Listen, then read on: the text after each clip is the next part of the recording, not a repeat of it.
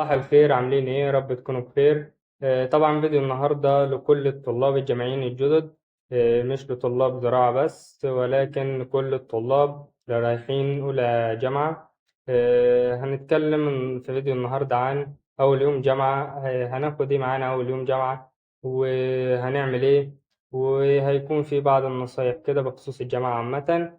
وكمان في آخر الفيديو هتكلم عن الأدوات المطلوبة لكلية الزراعة، لأن السؤال ده يعني بيتسأل كتير، فهرد عليكم في آخر الفيديو. لكن الفيديو كله معمول للطلاب الجامعيين الجدد كلهم. تمام.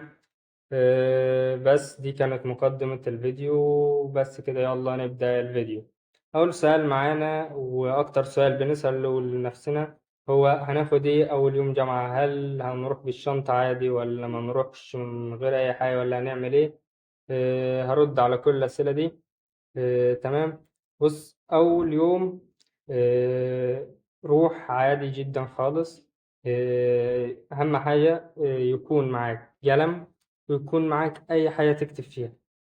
يعني لو مش حابب إن أنت تروح بالشنطة عادي خالص. لو حابب تروح بالشنطة بس طبعا مكسوف من الأكبر منك، وأنت بتسمع كمان إن أول يوم ده ما بيطرحش، أو إن او ما بتاخدلوش اي حاجه، يعني لا، لازم يكون معاك قلم ومعاك حاجه تكتب فيها. لازم. سيبك من اي حد. تمام. فيفضل ان انت تروح بالشنطه وقلمك وكشكولك وتظبط دنيتك. طب انا مش عايز اخد شنطه اول يوم، خد قلم معاك في جيبك، وخد اي مفكره او اي حاجه يعني تكتب فيها ورا الدكاتره. تمام. ده بالنسبه لاول سؤال. طبعا الفترة الأخيرة منتشر على السوشيال ميديا عامة، مش الفيس بس. كل ما تسأل حد خدي معايا يقول لك خد أو خدي ثقة أهلك. تمام. ده كلام صح جدا. خدي معاك ثقة أهلك، وكمان ما يعني بلاش يعني خدي ثقة أهلك وحافظي على سمعة أهلك من الآخر. يعني بلاش التفكير الخاطئ اللي احنا بنفكر ده. تمام. وانت بالنسبة لك انت كشاب، البنات مجرد اخواتك. تمام. لكن ان انت تفكر ان انت ايه، انا داخل الجامعة بقى ويعني ان انا هتعرف على بنات واتسلى والكلام ده، لا، ما فيش الكلام ده. ما بقولكش ما تتعرفش، لا، اتعرف عادي جدا وكن مع اخواتك. تساعدوا بعض دراسيا، محتاج محاضرة، محتاجين اي حاجة، عادي جدا.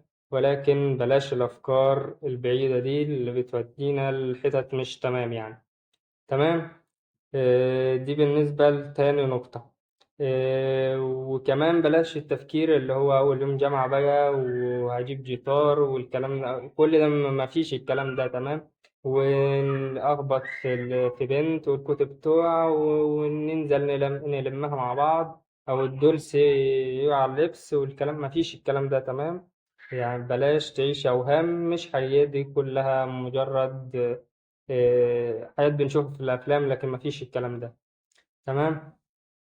النقطة اللي بعدها اللي عايز أتكلم فيها هتكون بخصوص اللبس. هنلبس إيه؟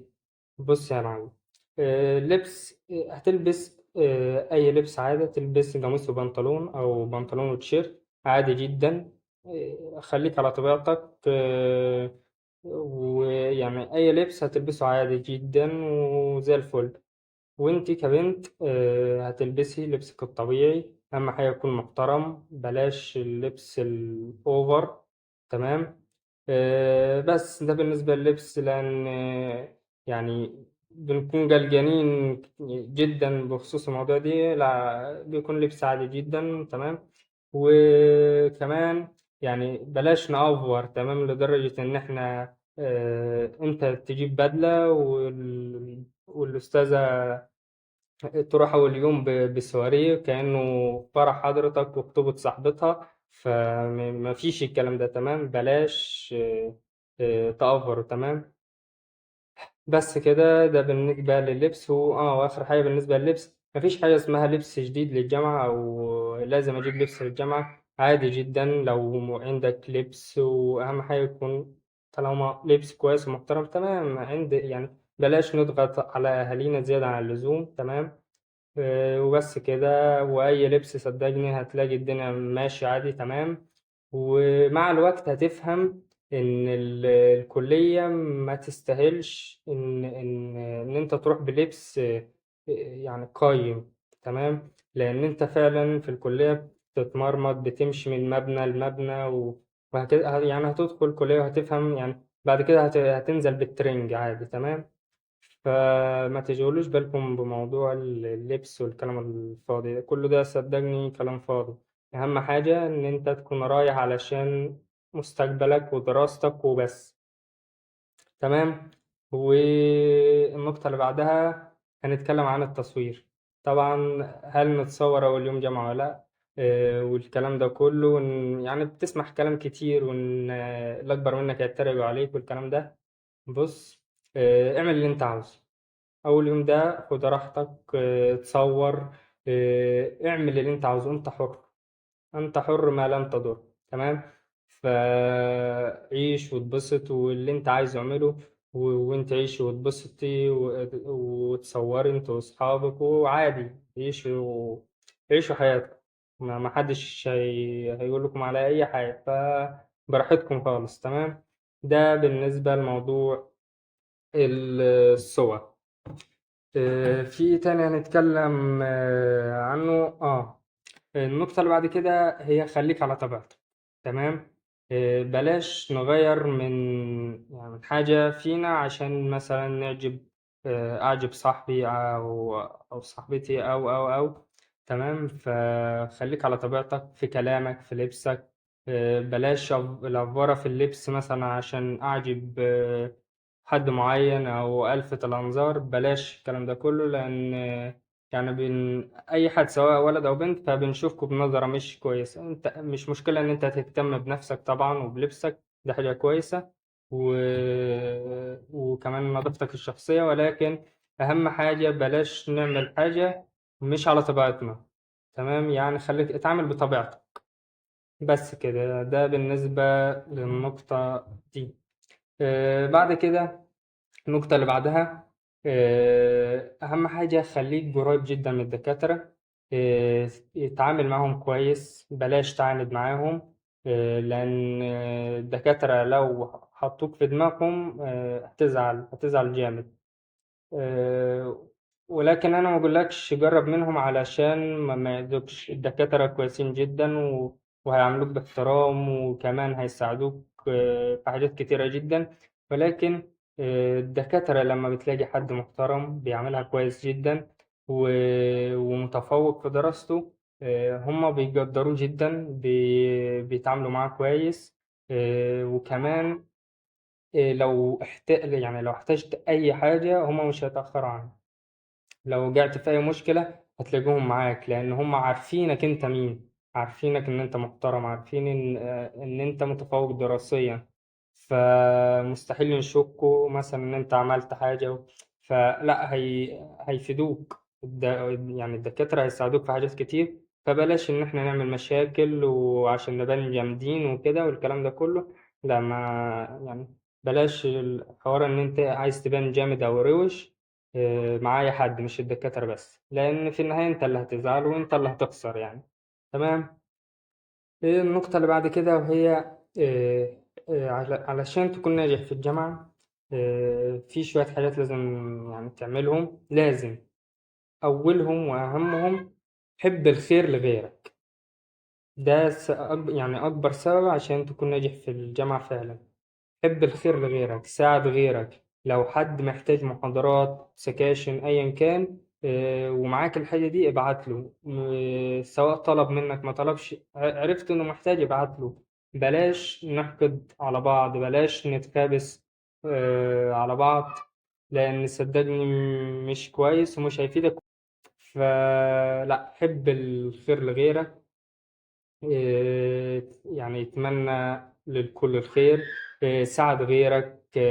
أي حد محتاج مساعدة قدمها له. ده سبب كبير جدا جدا في إن أنت تكون ناجح في الجامعة، تمام. بالإضافة طبعا لمذاكرتك واجتهادك ويعني شوية مجهود منك، إن أنت تذاكر أول بأول وبس. بس كده. في إيه تاني؟